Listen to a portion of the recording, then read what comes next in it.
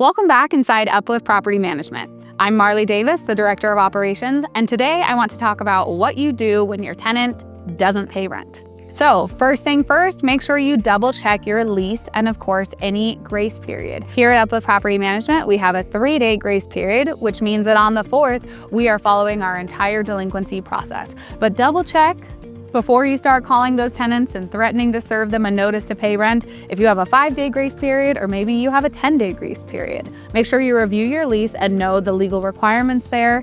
Also know that if that grace period interacts with a weekend, right? So if the 3rd fell on a Saturday, that doesn't necessarily mean that on Sunday you can serve them legal paperwork. Make sure that you wait until the following business day and give them another business day to make that payment so that's considered on time before you move forward with any sort of legal action. Now, step 2, we're gonna start with a little friendliness. Make sure that you send a friendly reminder. Don't necessarily assume that this is someone who is intentionally being delinquent and that this is going to turn into a terrible eviction process.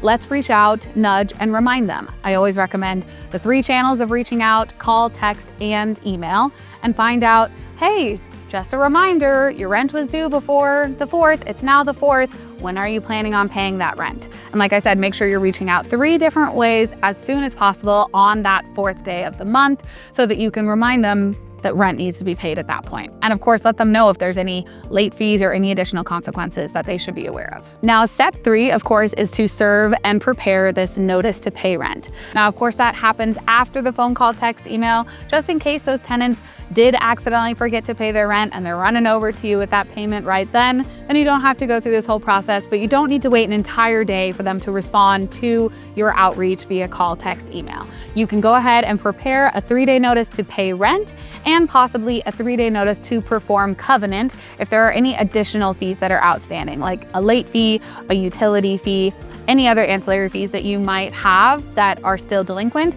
You're gonna need to serve that 3-day notice to perform covenant. And of course, make sure that you're keeping documentation of this notice. I would also recommend preparing this notice with a lawyer's supervision to make sure that if you end up having to go to an eviction, you've followed everything the correct way, you've included all the necessary language, and you've kept that declaration of service notice documenting how you were able to serve this to the tenant. Now, step 4, you're now in a 3-day waiting period, but that doesn't mean that we're just standing by. We're going to continue to reach out. I recommend at least once a day, and these can just be courtesy texts. This doesn't have to be a lengthy, angry, scary text. This is just a reminder, we served you a 3-day notice that is about to expire tomorrow. You still have a delinquent balance, make sure to pay that. But we're not just sitting by and waiting for those 3 days to expire. We're going to continue reaching out to those tenants. Of course, once that 3-day period has expired, as I said, the next step is to serve a notice to quit. You have now given them 3-day notice to correct the delinquent balance, to pay their rent, or to pay any other outstanding amounts. And now you can serve them with a 3-day notice to return possession of the property.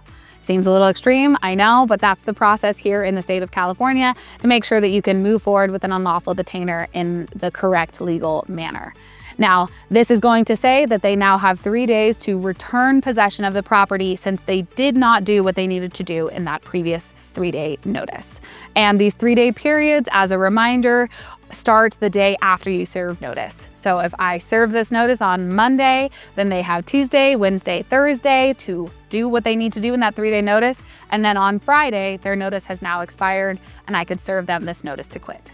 At this point, we're assuming that the notice to quit has expired as well. We have not heard from them, or we have at least not received any sort of payment, and I'm assuming we haven't received possession of the rental property back. So now it's time to consider your options. It might be time to negotiate with the tenant and to offer alternate solutions so that you can avoid an unlawful detainer, which, as we know, is very costly and can be very time-consuming. So of course, these options could include forgiving part of that delinquent balance or the full delinquent balance, returning the full security deposit, or also, if you are absolutely desperate, we have some clients that are willing to move forward with offering relocation assistance. And again, you don't have to offer all 3 of these. These are just alternate options. You could say, we're gonna use the security deposit in case there's any damages, but if you move out, we'll give you $1,000 as relocation assistance. Or we'll forgive $2,000 of your delinquent rent, but we're going to use that security deposit and there is no relocation assistance, right? But enter into this negotiation knowing that you want to get possession back. That is the most important thing, and you are willing to negotiate and work with this tenant to try and avoid a legal battle. My seventh step here is that we do sometimes have to move forward with an eviction or what's called an unlawful detainer. We recommend hiring an attorney or having a legal partner that you're working with so that you can make sure that this is done the correct way.